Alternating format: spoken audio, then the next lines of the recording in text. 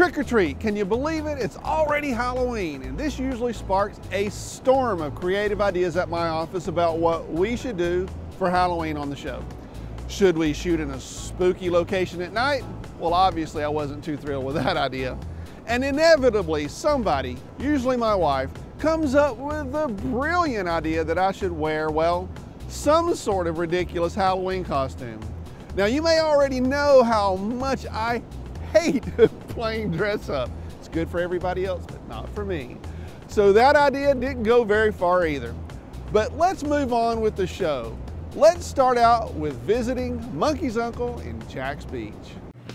So I'm hanging out at Monkey's Uncle with Chef Jocko here, and you're gonna make me some sort of incredible dish. What is it, man? I am. It's a cilantro jasmine rice with a frisee radish salad. It's fresh pan-seared local caught grouper with a champagne basil vinaigrette. Sounds fancy, man. Thank you. Let's do it. All right. This is our fresh grouper. We got this from Safe Harbor. Okay, so it's local? Yep, out of Mayport. Oh, I got you. So you just sear it off? Yep. Yep. Sear it real hard on one side, then we'll flip it over, pop it in the oven. It'll take 5 to 6 minutes in the oven or so. Cool. So what was your inspiration for this dish? I was basically looking for something since summer just started. Right. Something light and beachy. Something, you know, kind of watch the figure with, if you will. And you knew that would be the thing to make for me, is that it? Yeah, that's it. Thanks, but I love fish and the grouper is ready for the oven. Meanwhile, we started on the rice.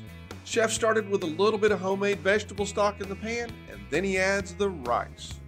A little bit of salt.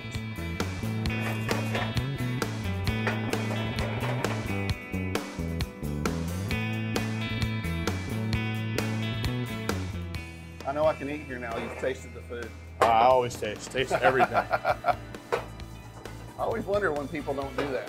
Once the rice is rehydrated, he adds heavy cream. Awesome, we're not going that light with it.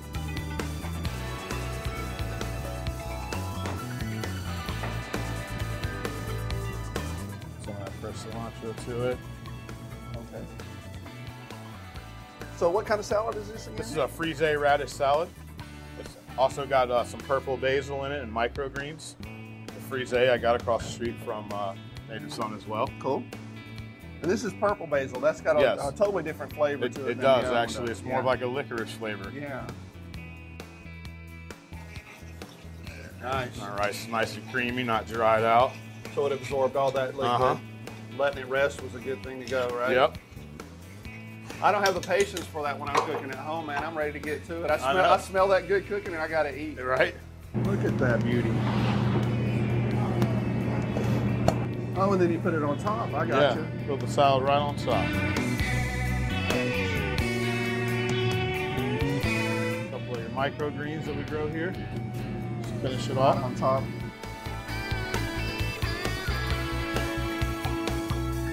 Finish it off with our champagne basil vinaigrette. Champagne basil vinaigrette. So what would pair with that? With probably an IPA, like something spicy, or a nice Pinot Grigio. Probably go well with it. Nice. I think I'm gonna have to take this out in the dining room and put that to the test. All right. Here at the Monkey's Uncle Tavern, we're having the grouper that Chef Jocko made for us in the back, as well as the awesome crab nachos. Now, he also added a nice dish for us that's one of their most popular ones. That's the sheet crab soup. I was also thirsty, so they made me a drink, and I couldn't make up my mind, so I got 2 drinks. I've got the surfing monkey, and then I've got something they call monkey juice. And you got to come in to Monkey's Uncle Tavern and ask for some monkey juice. See you guys here.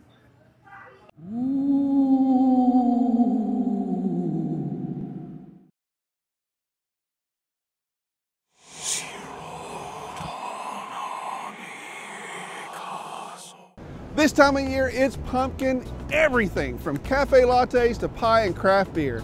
And as you may know, I don't like cucumber. And guess what? I don't like pumpkin either.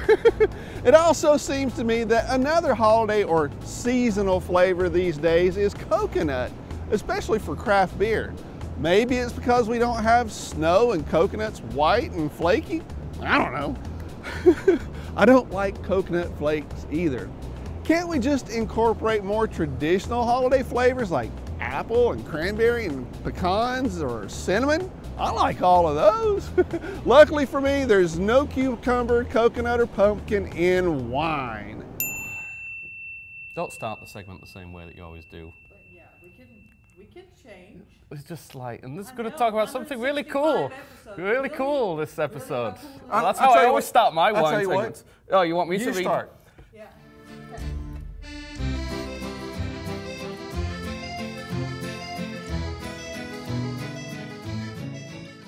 Hi, I'm Chris Chislett, and on this segment, we're going to do something really kind of cool. I was doing my Joe Talentino, because he always goes like high-pitched. Really kind of cool. Gotcha, okay. We're going to talk Puberty about starts in the No, I know.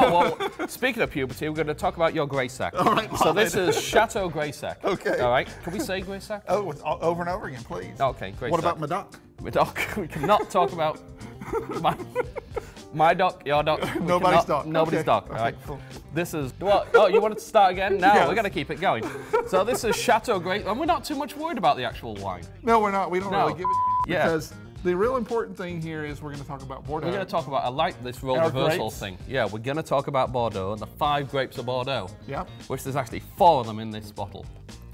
Which we I'll actually tell you on the back. Cabernet Franc, Oh, Merlot. You were reading, but don't believe that he knows What? this. What? Like for 1 second, it says on the back of the label. Go on, Cabernet Franc. But one that's not on there, Malbec. How about that? All right, so start from the beginning. What was all 5 again?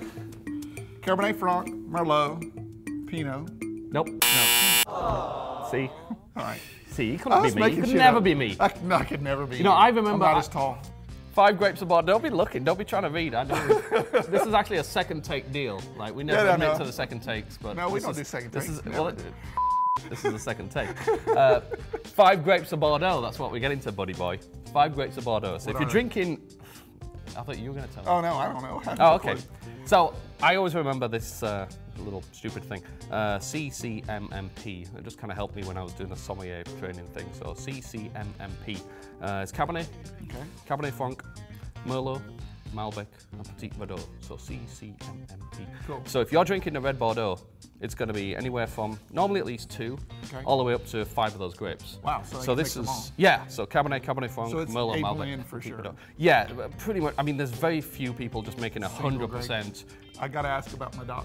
Good You do have to ask about I Madoc. have to. Right. Is that a region? It's just a specific part of actual Bordeaux itself. Okay. Yeah, it's just a really a little bit kind of lower in Little the south, Bordeaux in the little south. Bordeaux region. Yeah, normally in Bordeaux, once you start getting like expensive, you start talking about like left bank and right bank. Madoc and is spin. Margaux and yeah, it's getting up there. The way it works is like if you say a wine's just from Bordeaux, it's normally anywhere from $10 to $15 retail. Okay. Say it's from Madoc. I can't remember how much this was. We took the price off it. Yep. Yeah, so we don't It's know. like $18. I got it as a sample actually, so I don't even know. Okay. It's probably about $18. You're just guessing. You No, don't even know. that was the sticker from the last one. So this will be probably about $18, maybe, or maybe not. Just ask for Madoc when We have you no go idea. to the store. That's yeah, all I know. just ask for Grey Sack. Cheers. When you go to the store. Yeah, We'll cheers see to you that. guys. Oh, I spoke too soon. I said there's no cucumber, coconut, or pumpkin in wine. Wrong. I Googled it, and I'm wrong again, damn it. I should just bring those black wine glasses back to the studio for a special blind tasting. I bet Chris hasn't tasted pumpkin wine or coconut wine either. Now the question is, what kind of grapes go into that wine, I wonder?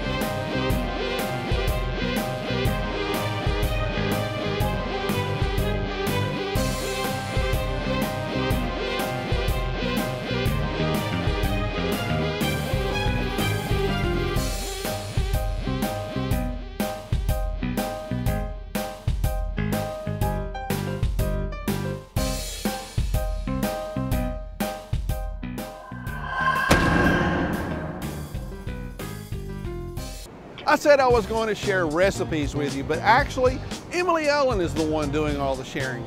Now, you might have seen her on the Food Network Star or Cupcake Wars. She's all over Food Network. We had such a great time talking about food that we totally forgot about the camera. They had the Shrimp and Grits Festival on Jekyll Island, which is I heard that. That's a really good festival. You want to have shrimp and grits in every possible way, and all of them awesome. It's really good. Wait, we totally digressed. Hold on. Have we hit our 3-minute mark Wait. This is the footage that you get, like a special interview online. This is the DVD extra. What are you supposed to be asking me? Oh, I know what I wanted to ask you What? about. You were cooking with beer. I made the I'm a little shortcake I saw made that. with stout And the caramel. beer caramel. Now we're talking about those pumpkin beers, pumpkin and orange spice beers. It was them down. horrible. Oh You my- would hate it. And he licked his plate clean. One beer, That beer. that beer, the Oktoberfest champion. Cook it down to half. Add 2 cups of brown sugar. Just 2 cups. Don't go crazy now. A little 2 butter, cups, right? There was butter. I remember butter. 2 tablespoons. I remember. 2 tablespoons of butter. So you cook that sugar down, then you add that butter. You did keep vanilla. stirring. A splash of vanilla. See, I was paying attention. A little cardamom. Why not? Cardamom enhances those citrus flavors, that appley flavor. So if you had an apple beer, ooh, that would be good too. And then you finish it with 2 cups of cream. Okay. Don't go crazy. 2. We'll just, that's an easy number to remember. All those beautiful cupcake liners that they have in the grocery stores now, you just take the band off, put those cupcake liners and tighten it up. It's like already like cut gingham or something like that. Done, you have a gift. Voila, you cook down apples. Oh, okay. You can't cook, listen to this recipe. 1 gallon of apple cider. Gotcha. In a pot, cooking down, will reduce down to a cup of perfect apple jelly. You can't say you can't cook, because if you can boil water, you can boil cider down to apple jam. You can put your little cupcake liner on and give it as a present. I'm ready to rock. Let's do it. Find out more about Emily Ellen and her cooking at emilyellen.com or look her up on Facebook.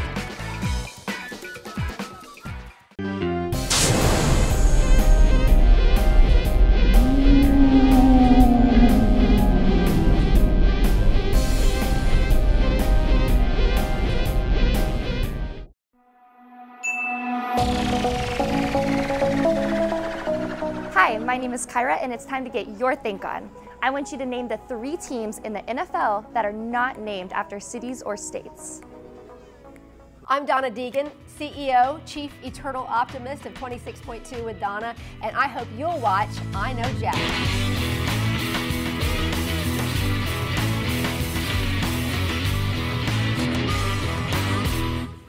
Hi, my name is Kyra, and it's time to get your think on. We asked what the name of the 3 teams in the NFL are that are not named after cities or states.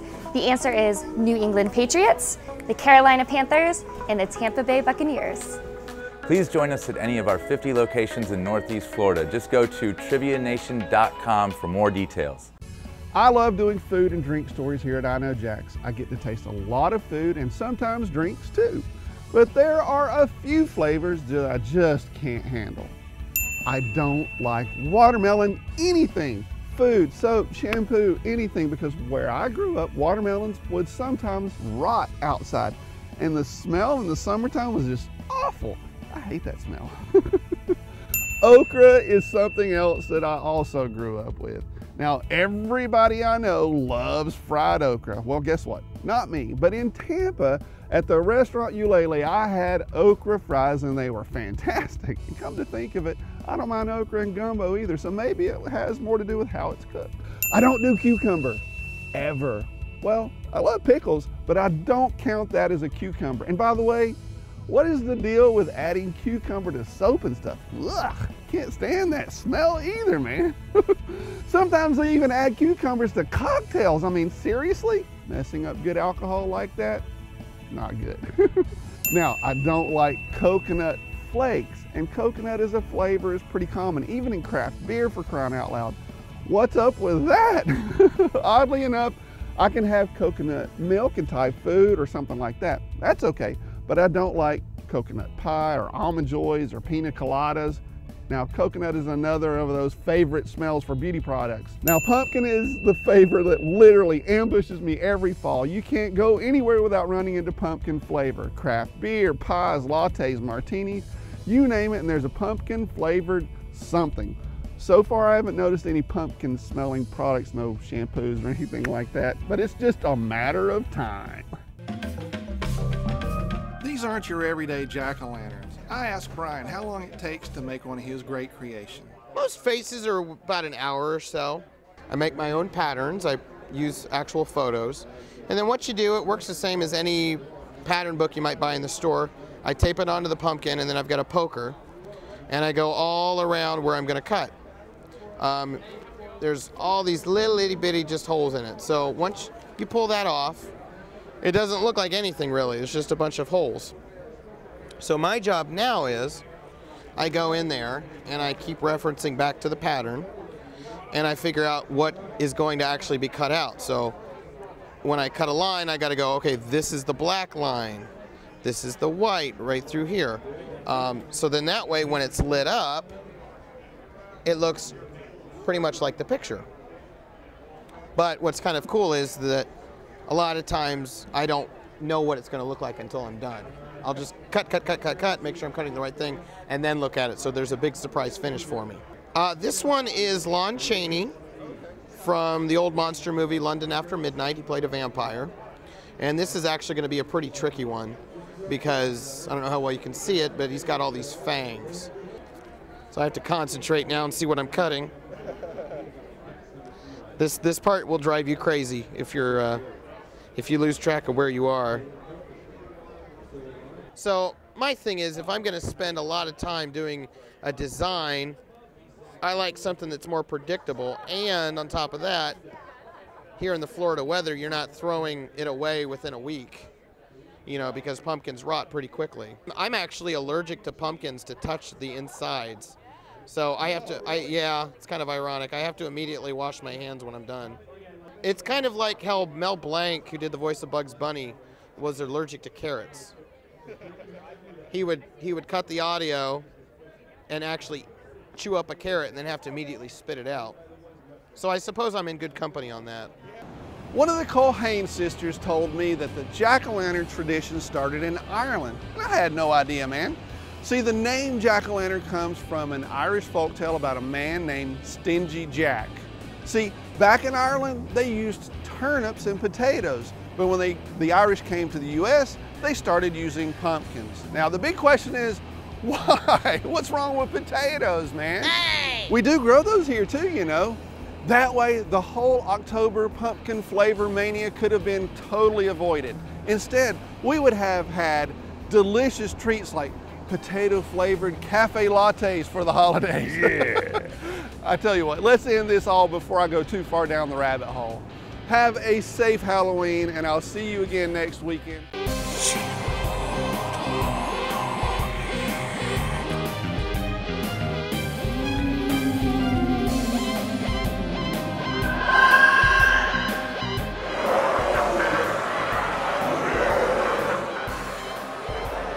Ha ha ha!